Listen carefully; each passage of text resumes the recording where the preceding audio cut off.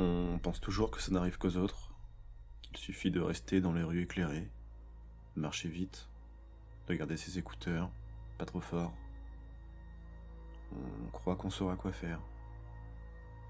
Jusqu'au jour où quelqu'un décide de franchir cette ligne invisible. Pas pour vous voler, pas pour vous toucher, juste pour exister, dans votre peur. Et ce soir, on parle de ces rencontres qu'on n'oublie pas, de ces présences qu'on ne peut pas prouver. Bienvenue, entre les murs.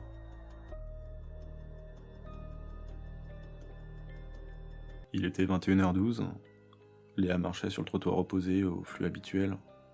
Elle avait quitté son cours de pilates un peu plus tôt que prévu, fatiguée, les nerfs à vif. Une journée longue. Elle avait mis sa capuche. Le vent de novembre traversait la ville sans pitié. Elle s'était dit qu'elle passerait par la ruelle, celle qu'elle prend quand elle est pressée. Moins de lumière, moins de bruit, mais plus rapide.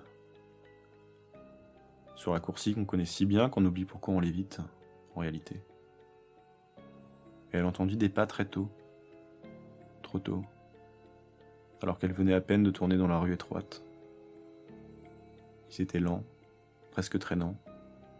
Comme si chaque pas était volontairement mesuré. Ce n'était pas un jogger, ni un passant pressé. À ce moment-là, Léa ralentit légèrement, mais les pas ralentirent aussi. Alors elle s'arrêta. Et les pas cessèrent, eux aussi, une demi-seconde plus tard. Trop précis pour être un hasard. Alors là, Léa, elle se retourna, et l'homme était là, à une bonne dizaine de mètres, immobile. Il la regardait sans expression, sans même essayer de dissimuler quoi que ce soit. Une silhouette longiligne, très droite, un visage dont elle ne vit pas bien les détails, à cause d'un contre-jour, d'un lampadaire lointain. Mais il ne bougeait pas. Elle sentit une chaleur sourde qui lui monta dans la nuque, suivie d'un froid brutal. Elle détourna les yeux, accéléra le pas, pas au point de courir, mais assez vite pour se sentir vulnérable. Et donc à ce moment-là, Léa, elle changea de rue, sans réfléchir. Elle longea ses foulées. Elle le sentit. Encore. L'homme la suivait. Pas discrètement, pas en essayant de paraître naturel. Il suivait. Lentement, régulièrement, comme s'il avait tout son temps. Elle se mit à réfléchir plus vite qu'elle ne marchait. Ce n'était pas un vol, ce n'était pas une agression immédiate. C'était autre chose. Quelque chose de patient. Comme si ce qu'il cherchait n'était pas de l'argent, ni même un contact, mais un moment, un endroit précis, un point de rupture. Alors là, Léa, elle bifurquait à nouveau, cette fois dans une ruelle résidentielle, des maisons serrées, tout avec les haies trop hautes, trop parfaites pour cacher ce qui ne doit pas être vu. Pas de voiture, pas de voix. Elle sentit sa respiration s'accélérer, pas à cause de l'effort, mais à cause de la certitude. Elle était observée. Quand elle se retourna à nouveau, il était plus proche, trop proche.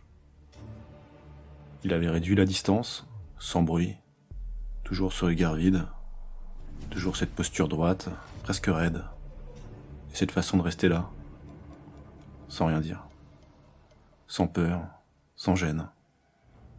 Alors à ce moment-là, Léa, elle sortit son téléphone, comme un réflexe de survie.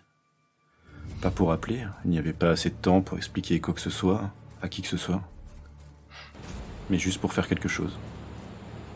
L'écran affichait à 4% de batterie. Elle n'avait même plus de réseau. Elle remit le téléphone dans sa poche sans y croire. Et l'homme s'était arrêté à nouveau. Il l'observait, toujours immobile. Il n'y avait pas de mots, pas de justification. Juste une présence oppressante, inhumaine dans sa manière d'être là. Elle reprit sa marche. Cette fois, elle ne courut pas. Elle sentait que courir serait trop prévisible, trop animal. Elle ne voulait pas devenir une proie. Elle choisit de garder sa trajectoire, comme si tout allait bien, comme si elle n'était pas en train de faire défiler dans sa tête tous les scénarios possibles. Elle s'engouffra dans une impasse, sans faire attention. Elle réalisa son erreur, mais il était déjà trop tard pour faire demi-tour. Elle se retourna, et l'homme était à l'entrée de l'impasse. Il ne bougeait toujours pas. Il l'avait suivi jusque-là, et maintenant, il bloquait la sortie. Ils restèrent figés, tous les deux. Elle au fond, lui à l'entrée. 20 secondes passèrent, peut-être 30, qui semblaient une éternité. Puis sans prévenir, l'homme fit demi-tour et repartit. Aussi calmement qu'il était venu.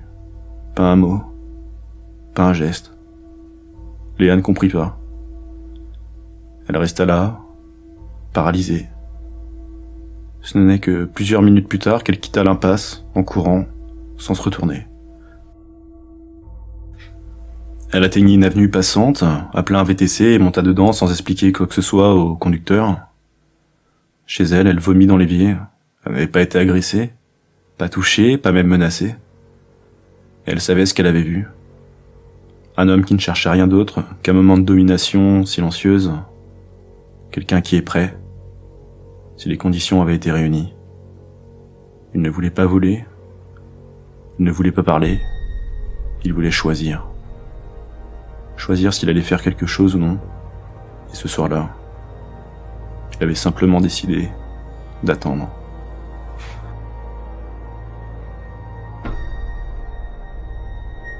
C'était le premier épisode d'Entre les murs, j'espère qu'il vous a plu. Abonnez-vous si vous avez aimé frissonner en pleine lucidité, et souvenez-vous, le plus dangereux n'est pas toujours ce qui crie dans la nuit, mais ce qui vous suit, en silence.